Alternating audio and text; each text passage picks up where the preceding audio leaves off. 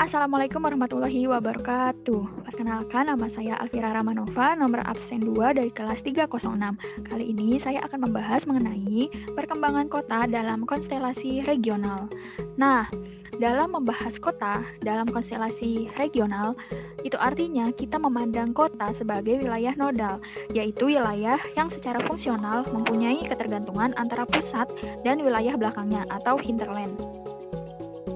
Urbanisasi dan pertumbuhan ekonomi merupakan faktor penting yang menciptakan perkembangan kota-kota secara umum. Perkembangan suatu wilayah yang lebih luas sangat tergantung pada peranan dan fungsi yang dijalankan oleh kota-kota. Oleh karena itu, materi yang akan dibahas pada kali ini, pertama, teori pertumbuhan kota, di mana ada dua teori, yaitu Economic Based Theory dan Growth Pole Theory. Dan yang kedua, kita akan membahas fungsi kota dalam konstelasi regional. Teori pertumbuhan kota. Yang pertama, teori Economic Based Theory. Nah, menurut teori ini, pertumbuhan daerah atau kota akan ditentukan oleh sektor basis atau sektor unggulan, di mana produk di sektor ini dijual ke daerah lain sebagai sumber ekspor. Nah, sedangkan sektor non-basis hanya melayani permintaan penduduk dalam kota itu sendiri. Nah, economic based theory itu disebut juga dengan export based theory karena menurut teori ini, dasar pendukung utama suatu kota yaitu berasal dari penjualan barang atau jasa yang berada di luar komunitas lokal atau ekspor. Oleh karena itu, karena adanya ekspor ini, maka faktor yang mempengaruhi pertumbuhan ekonomi kota yaitu faktor internal dan faktor eksternal berupa permintaan dari kota atau daerah lain. Nah, Economic Based Theory juga membahas bahwa permintaan terhadap sektor basis akan membantu perluasan ekonomi lokal yang akan menggerakkan kegiatan ekonomi lain atau disebut multiplier effect, dan selanjutnya akan meningkatkan pendapatan masyarakat dan menyerap tenaga kerja.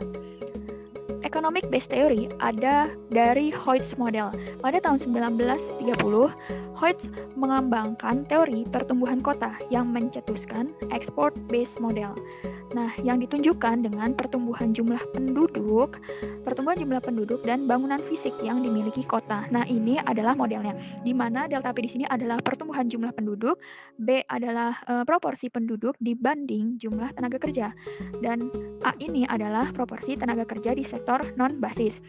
EB jumlah tenaga kerja sektor basis, dan E total itu adalah jumlah tenaga kerja total dari jumlah tenaga kerja di sektor basis dan non-basis. Nah, dari model ini perlu kita ketahui bahwa jika lapangan kerja meningkat di sektor basis, maka tenaga kerja di sektor basis meningkat sebesar multiplier effect. Multiplier effect adalah 1/1A ini. Nah, karena jumlah tenaga kerja naik, maka penduduk pun naik. Maka delta P juga naik karena jumlah tenaga kerja meningkat. Lanjut, ada Douglas-North Model. Douglas-North Model itu mengembangkan Hoyt's Model dengan memasukkan variabel makroekonomi Keynesian, yaitu propensities konsumsi dan impor atau kecenderungan konsumsi dan impor. Nah, ini modelnya. Y ini merupakan pendapatan. Nah, 1/1 min C min M ini sama aja seperti multiplier yang ada di Douglas-North Model dikali sama jumlah ekspor. Nah, perlu kita ketahui bahwa model ini menjelaskan bahwa kenaikan jumlah ekspor yang ini akan meningkatkan pendapatan output penduduk kota dengan multiplier tertentu. Jadi, kenaikan ekspor dikali dengan multipliernya itu merupakan kenaikan dari pendapatan. Nah, bagaimana cara menentukan sektor yang merupakan sektor basis dan non-basis dari suatu kota atau daerah? Nah, kita gunakan yang namanya teknik location quotient. Teknik location quotient itu merupakan perbandingan kemampuan sektor tertentu di suatu daerah dengan sektor yang sama di daerah lain. Nah, ini adalah rumus dari location quotient. Nah, di sini itu yang dibandingkan adalah jumlah tenaga kerja dari suatu kota atau daerah tertentu dengan jumlah tenaga kerja di sektor tertentu di daerah yang lebih luas, yaitu misalnya provinsi dan nasional. Nah, kalau ini yang Y itu dari sisi pendapatan atau jumlah outputnya yang dibandingkan. Kalau ini jumlah output atau pendapatan dari suatu daerah atau kota tertentu pada sektor tertentu dibandingkan dengan jumlah output atau pendapatan di daerah yang lebih luas pada sektor tertentu. Nah, ketentuannya, jika location question ini lebih dari 1, maka sektor tersebut merupakan sektor basis. Sedangkan kurang dari sama dengan 1, maka sektor tersebut adalah sektor non-basis. Nah, kita langsung aja ke penerapannya. Di sini ada data PDB dan PDRB dalam persen menurut kategori lapangan usaha PDRB pada tahun 2019. Nah, kita di sini ingin mencari tahu mana saja yang menjadi sektor basis di Kota Cilegon dengan membandingkan kemampuan sektor di Provinsi Banten. Berdasarkan rumus location question ini, kita gunakan perbandingan dari sisi output atau pendapatannya. Nah, misalnya nih, kita cari proporsi PDRB Kota Cilegon di sektor pertanian, kehutanan, dan perikanan. Caranya, kita bandingkan dulu pertanian, kehutanan, dan perikanan ini pada Kota Cilegon tahun 2019 dibagi dengan total PDRB-nya, yaitu 100% kan, hasilnya segini. Nah, untuk sektor yang lainnya, pertambangan dan penggalian, industri pengolahan lainnya, ini hitungannya sama. Nah, selanjutnya di proporsi PDRB Provinsi Banten, kita cari di sektor pertanian, kehutanan, dan perikanan, dia persentase pada tahun 2019-nya 5,57%, dibandingkan dengan total persentase yaitu 100%, hasilnya 0,0557. Nah, lalu untuk mencari location question-nya, baru kita bandingkan nih proporsi PDRB Kota Cilegon dengan proporsi PDRB Provinsi Banten pada sektor tertentu. Nah, perlu kita ketahui nih bahwa location question-nya ternyata yang menjadi sektor basis di Kota Cilegon itu ada industri pengolahan, ada pengadaan listrik dan gas, dan dalam hal ini industri pengolahan itu sebagai salah satu sektor basis di Kota Cilegon. Hal ini dapat dibuktikan salah satunya yaitu adanya perusahaan PT Krakatau Steel. PT Krakatau Steel merupakan industri pengolahan baja dan besi di mana PT Krakatau Steel merupakan produsen baja terbesar di Indonesia sekaligus sebagai sektor basis di Kota Cilegon, sehingga banyak mengekspor baja-baja ke daerah lain, bahkan ke luar negeri. Nah, di dalam ekonomi base theory itu ada tahap perkembangan kota. Nah, tahap perkembangan kota pertama adalah export specialization, di mana fokus ekonomi lokal itu berorientasi pada ekspor. Karena ekonomi base theory ini berimplikasi pada adanya spesialisasi. Misalnya, Karawang memiliki sektor basisnya di bidang pertanian, maka Karawang ini berfokus untuk mengekspor beras misalnya. Terus ada lagi di Riau sektor basisnya itu minyak, maka Riau itu berfokus untuk mengekspor minyak ke daerah lain. Nah, yang kedua ada ekspor kompleks, ekspornya berkembang, timbul industri lain dengan beragam jenis produk. Misalnya tadi di Karawang sektor basisnya itu adalah di bidang pertanian, yaitu mengekspor beras. Nah, terus ada berkembang industri lain di sekitarnya, misalnya ada industri roti di dekat sektor basis tersebut. Nah, yang ketiga adalah economic maturation, di mana sektor basis ini makin ditunjang non-basis. Contohnya itu di jasa pelayanan, jasa transportasi, dan lain-lain. Terus juga ada regional metropolis. Nah, batas wilayah mengekspansi wilayah lain dan muncul pusat serta hinterland sebagai supplier. Jadi seperti kayak menjadi kota metropolis. Terus technical professional virtuosity. Nah, kota memasuki sistem global dengan industri hulu pendukung berada di negara lain. Ini bisa sampai mengekspor ke negara lain, bukan di daerah aja, sampai ke negara lain. Itu tahap perkembangan kota. Selanjutnya, teori kedua, ada growth pole theory. Menurut teori ini, pertumbuhan tidak terjadi di semua tempat secara merata, tetapi dimulai pada pusat kutub atau kutub tertentu, kemudian menyebar ke tempat lain. Nah, pusat atau kutub pertumbuhan tersebut merupakan perusahaan dominan atau industri utama yang mempunyai inovasi teknologi. Nah, konsep growth pole itu ada geografis, di mana lokasinya dijadikan sebagai industri utama atau perusahaan dominan, di mana lokasi tersebut memiliki fasilitas, kemudahan, dan memiliki daya tarik untuk mendirikan berbagai macam usaha di daerah tersebut. Itu konsep geografis. Kalau konsep fungsional, dia itu bahwa daerah kutub itu yaitu lokasi konsentrasi kelompok ekonomi selain geografis, seperti kawasan industri, kawasan perekonomian, kawasan ekonomi khusus industri, bisnis, dan lain-lain yang mempengaruhi ekonomi ke dalam maupun keluar wilayah tersebut. Nah, daerah kutub atau perusahaan dominan mendorong pertumbuhan kota melalui Keynesian multiplying effect on income, yaitu efek multiplier pada penghasilan. Nah, ini meningkatnya produksi di perusahaan dominan dan perusahaan lain yang berhubungan akan meningkatkan pendapatan bagi pekerja. Nah, meningkatkan pendapatan akan meningkatkan konsumsi. Nah, konsumsi itu akan menggerakkan perekonomian kota atau negara tersebut. Nah, terus ada multiplying effect ala Lentiv. Nah, ini merupakan mekanisme input-output. Perusahaan dominan memerlukan input dari perusahaan lain dan mungkin hasilnya output juga digunakan oleh perusahaan lain. Nah, oleh karena itu, kenaikan produksi di perusahaan tersebut akan meningkatkan produksi di perusahaan lain.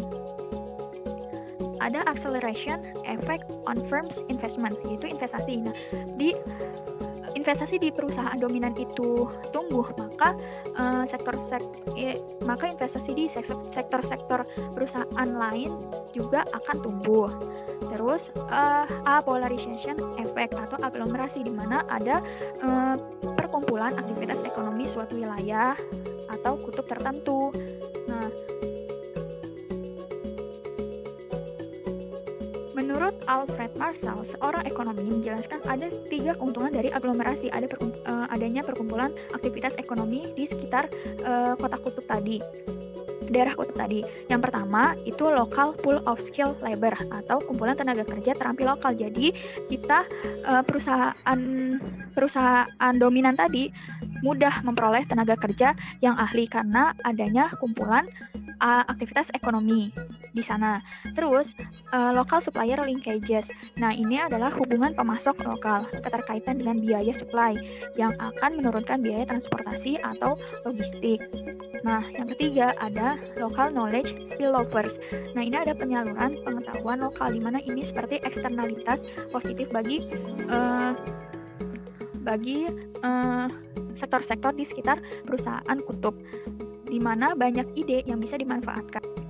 Berdasarkan growth pool theory, nah PT Krakatausil yang merupakan produsen baja terbesar di Indonesia ini bisa kita sebut sebagai perusahaan dominan di kota Cilegon. Karena secara geografis, PT Krakatausil itu berlokasi di mana memiliki fasilitas dan kemudahan serta dapat menimbulkan daya tarik untuk mendirikan berbagai macam usaha di daerah sekitar tersebut. Nah, selain itu, secara fungsionalnya perusahaan dominan ini, PT Krakatausil ini akan menciptakan suatu lokasi konsentrasi kelompok ekonomi yang disebut aglomerasi. Nah, aglomerasi ini seperti kawasan industri. Contohnya nih, nah karena di kota Cilegon itu terdapat kawasan industri Krakatau, di mana kawasan industri Krakatau ini terdapat beberapa perusahaan-perusahaan sebagai anakan dari PT Krakatausil ini, karena dalam kawasan ini perusahaan-perusahaannya juga kurang lebih memproduksi besi, baja, dan lain-lain. Nah, ini perusahaan-perusahaan yang berada di dalam kawasan industri, yaitu ada PT Krakatau Tirta Industri, ada PT Krakatau Nippon Steel Sinergi, PT Krakatau Industrial Estate, dan lain-lain. Buah kita yaitu fungsi kota dalam konstelasi regional. Nah, adanya keterkaitan antara satu kota dengan kota yang lain, baik secara fungsional maupun spasial, akan membentuk yang namanya sistem kota atau system of city. Nah, akan menciptakan juga sistem perkotaan atau urban system, yaitu keterkaitan suatu kota dengan unsur-unsur pembentuknya, seperti penduduk, kapital, faktor produksi, ide, inovasi, informasi, dan sebagainya. Nah, dalam sistem kota juga dikenal yang namanya rank size rule atau kaidah peringkat dan ukuran kota yang menyatakan bahwa dalam satu sistem kota-kota, kota peringkat ke N mempunyai ukuran atau jumlah penduduk 1/N dari kota pertama atau kota yang paling besar di suatu daerah atau negara. Contohnya nih, misalnya berapa sih ukuran atau jumlah penduduk kota yang ada di peringkat ketiga di Jawa Timur. Nah, jika jumlah penduduk kota pertamanya atau kota terbesar di Jawa Timur itu dia punya 1,8 juta jiwa. Nah, maka untuk mencari ukuran atau jumlah penduduk kota peringkat ketiga itu dengan cara 1/3 dikali sama ukuran dari kota terbesar tadi, 1,8 juta. Maka diasumsikan bahwa ukuran atau jumlah penduduk dari kota di peringkat ketiga di Jawa Timur itu ada 600 juta jiwa. Nah, sistem kota dan perkotaan ini juga memunculkan terminologi first city atau primate city yang merupakan kota terbesar di sebuah negara. Selanjutnya, fungsi dasar kota dalam konteks regional, yaitu hinterland services. Nah, kota itu sebagai penyedia layanan, barang dan jasa pada wilayah sekitar atau hinterland, sekaligus menjadi tempat pemasaran hasil produksi wilayah tersebut. Yang kedua, fungsi kotanya yaitu adalah interregional communication, di mana tempat pengumpulan barang hasil produksi yang akan diekspor ke luar negeri. Nah, biasanya di Indonesia ini, kota yang memiliki fungsi ini biasanya memiliki pelabuhan dan fasilitas yang baik. Nah, fungsi dasar kota yang ketiga adalah good processing atau manufacturing. Nah, lokasi untuk perusahaan atau pabrik yang mengolah material menjadi berbagai barang untuk keperluan daerah sekitar maupun kota lain. Nah, yang fungsi keempat ada residential subcenters. Nah, kota itu berkontribusi menambah jumlah penduduk di daerah sekitar di mana para pekerja kota dan keluarganya tinggal. Nah, selanjutnya ada sistem kota global. Sistem kota global itu dipengaruhi oleh yang namanya globalisasi. Nah, di mana globalisasi ini akan membuat arus uang, modal, manusia, barang, dan teknologi informasi semakin mudah dan intens. Nah, karena adanya globalisasi, maka akan terbukanya arus barang dari dan ke luar negeri. Karena terbukanya arus barang dari dan ke luar negeri ini akan menyebabkan konsumsi meningkat, di mana jika konsumsi meningkat maka pasar yang ada di suatu kota menjadi lebih luas. Pasar menjadi luas maka kota mendapatkan keuntungan. Jika kota mendapatkan keuntungan maka perkembangan kota pun akan tercipta. Sekian dari saya. Mohon maaf atas segala kekurangan. Terima kasih. Wassalamualaikum warahmatullahi wabarakatuh.